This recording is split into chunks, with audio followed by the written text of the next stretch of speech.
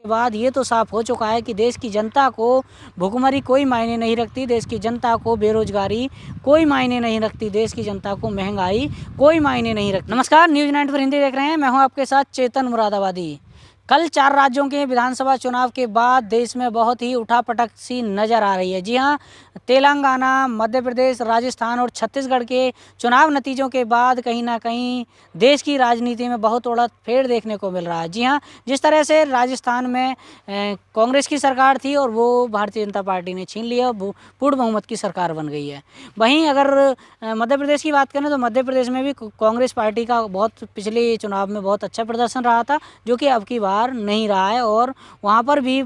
Bharatiya Janata party ने पूर्ण बहुमत की सरकार बनाई है और बहुत ही अच्छा प्रदर्शन किया है। वहीं अगर बात करें तो छत्तीसगढ़ की, तो छत्तीसगढ़ में भी कहीं ना कहीं अगर कांग्रेस पार्टी को ये लग रहा था कि हमारी यहाँ पर सरकार बन जाएगी, तो वो उनका सपना चूर चूर हो चुका है और वहाँ पर भी भारतीय जनता पार्टी की सरकार बन गई है। वहीं अगर तेलंगाना की बात करें तो वहाँ पर कहीं ना कहीं कांग्रेस की सरकार बनी है। तो लेकिन इन 4 राज्यों की विधानसभा के नतीजे के बाद ये तो साफ हो चुका है कि देश की जनता को भुखमरी कोई मायने नहीं रखती, देश की जनता को बेरोजगारी कोई मायने नहीं रखती, देश की जनता को महंगाई कोई मायने नहीं रखती। जी हाँ, जिस तरह की राजनीति देश में चल रही है, चाहे वो हिंदू मुसलमान की ले लीजिए, चाहे वो दलित पिछड़े की ले लीजिए, चाहे वो दलितों की या सवर्णों की ले लीजिए, जिस तरह की देश में राजनीति चल रही है, देश की जनता को राजनीति वही पसंद है और देश की जनता देश की तरक्की नहीं चाहती। जी हाँ, जिस तरह से लगातार अगर हम बात करें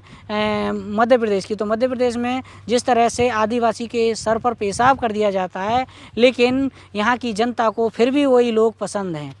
राजस्थान में बात करें तो आए दिन कोई ना कोई बड़ी घटनाएं आए दिन होती रहती हैं, लेकिन चाहे वो कांग्रेस हो चाहे बीजेपी हो, कोई भी किसी को ना ही आवाज़ उठाती है और ना ही उनके किसी मैटर में कोई इंटरफेयर सरकार करती है, ना ही जो है भारतीय जनता पार्टी करती है। तो लेकिन यहाँ पर भी भारतीय जनता पार्टी की सरकार बन जाती है, लेकिन ये जनता को यही पसंद है। तो देखने वाली बात यह है कि अगर हम राजस्थान, मध्य प्रदेश और तेलंगाना, छत्तीसगढ़, अगर चारों राज्यों की बात करें तो वहाँ पर बसपा के जो प्रदर्शन रहा वो कहीं ना कहीं बहुत अच्छा रहा। जिस तरह से उत्तर प्रदेश में लगातार चाहे कांग्रेस पार्टी के नेता सही चाहे समाजवादी पार्टी के नेता सही, वो एक आरोप लगाते रहते हैं कि कहीं ना कहीं बसपा जो है भारतीय जनता पार्टी की बी टीम है और वो कहीं ना कहीं भारतीय जनता पार्टी को फ़ायदा पहुंचाती नज़र आई है। लेकिन अगर इन 4 राज्यों के नतीजे देखते हुए ये बी टीम कौन साबित हुई है, ये भी आपको जानना ज़रूरी है, क्योंकि चारों राज्यों में अगर देखी जाए तो कहीं ना कहीं इन मध्य प्रदेश, राजस्थान और इन दोनों प्रदेशों में तो कहीं ना कहीं जो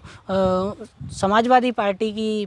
अखिलेश यादव हैं और वहीं कहीं ना कहीं चंद्रशेखर आज़ाद जो भिवानी प्रमुख आज़ाद समाज पार्टी के राष्ट्रीय अध्यक्ष और कहीं ना कहीं जो हनुमान बेनीवाल है वो सीधे फ़ायदा पहुंचाते नज़र आए और वो कहीं ना कहीं भारतीय जनता पार्टी को इन पार्टियों से बहुत बड़ा फ़ायदा नज़र आया। क्योंकि बसपा की अगर बात करें तो बसपा बहुत ही मजबूत तरीके से यहाँ पर लड़ी थी, लेकिन अगर नतीजे कुछ हद तक बहुत ख़राब आए, लेकिन लड़ी बहुत मजबूत तरीके से थी और जो कहीं ना कहीं जो वोट परसेंटेज है वो बरकरार बना रहा और इसमें भी बढ़ोतरी आई। तेलंगाना में बात करें तो बहुत अच्छा प्रदर्शन रहा, बेशक कोई सफलता नहीं मिल पाई, लेकिन वहाँ पर प्रदर्शन बसपा का बहुत अच्छा रहा। अगर मध्य प्रदेश, राजस्थान की बात करें तो यहाँ पर समाजवादी पार्टी बहुत ही वोट कटुआ साबित नज़र आई और कहीं ना कहीं भारतीय जनता पार्टी की बी टीम के रूप में दिखती नज़र आई। क्योंकि जिस तरह से लगातार समाजवादी पार्टी के और भारतीय जनता पार्टी के जो रिश्ते हैं, वो चाहे अखिलेश यादव, वो चाहे मुलायम सिंह यादव और मोदी जी की बातचीत जो पूर्व में हो चुकी थी और होती रही थी वो ले लीजिए, चाहे इनकी शादी ब्याह में आए दिन जो एक दूसरे के आते जाते हैं साथ में वो देख लीजिए, चाहे लगातार भारतीय जनता पार्टी अगर कहीं ना कहीं देखा जाए तो समाजवादी पार्टी पर मेहरबान होती नज़र आई है और वो कहीं ना कहीं समाजवादी पार्टी को कोई ना ही बड़ा कोई नुकसान होता नज़र आता है। कहीं ना कहीं इनका जो अंदर खाने जो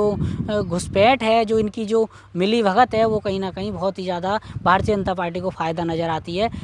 कहीं ना कहीं इसी तरीक़ा से